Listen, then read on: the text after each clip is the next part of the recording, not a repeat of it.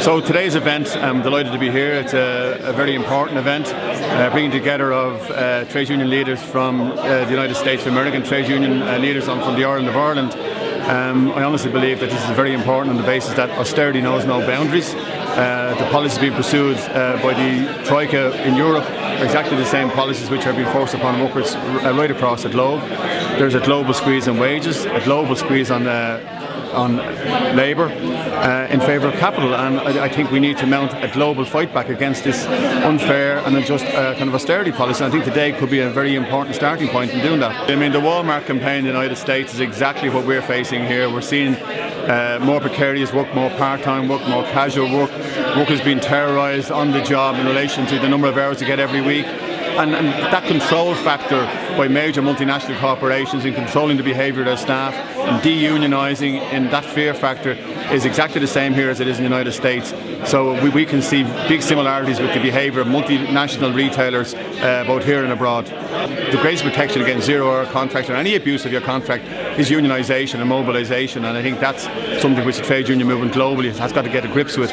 But secondly, there needs to be demand for very strict legislation. I mean, these multinational corporations who are making billions in profits every year and paying out huge dividends to their shareholders have basically washed their hands of all responsibility towards their employees and have shown no commitment towards their employees or a decent living wage. So what we're saying is that you must first of all show a commitment to your employees in the first instance by giving them decent contracts, decent jobs and a living wage. And the fight for a living wage is something which is happening in Ireland, which is happening in the UK, which is happening in the United States. And globally, a fight for a living wage is one of the most important fights that the trade union movement can lead. It's a fight for decency and a fight for the future. Austerity is the cold, hard boot of the oppressor on the necks of working men and women all around the globe.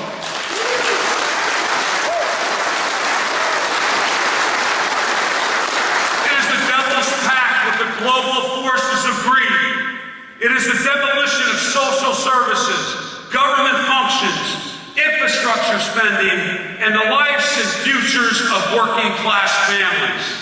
Every fiber of my being and every bit of my soul lashes out against it, against those who promote it, and against all the spineless, chicken shit, cowardly politicians who went along with it.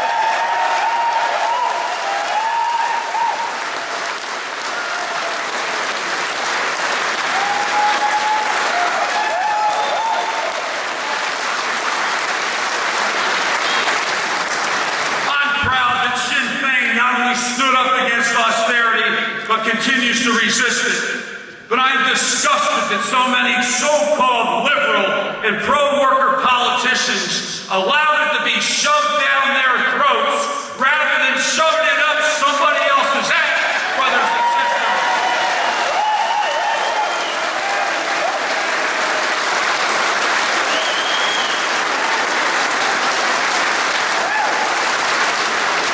If they were truly pro-worker, they would have followed the example of James Conley, who viewed capitulation as a betrayal of future generations, and whose response was, no, no, and again, yet no.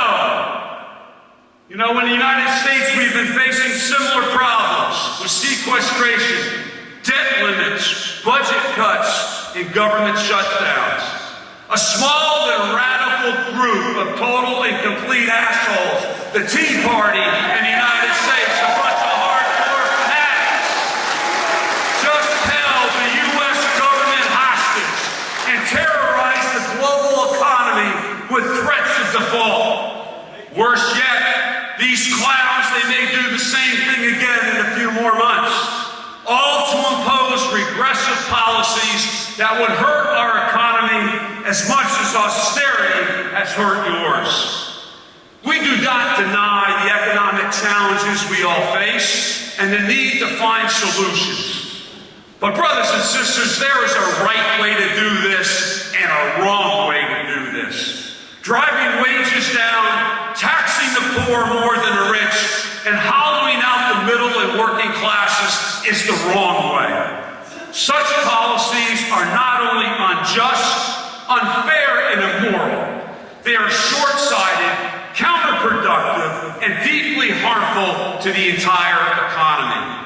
Sinn Féin has proposed viable alternatives to austerity that are the right way to meet our economic challenges. These alternatives promote jobs, not cuts, spending, not austerity, greater public investment, not less.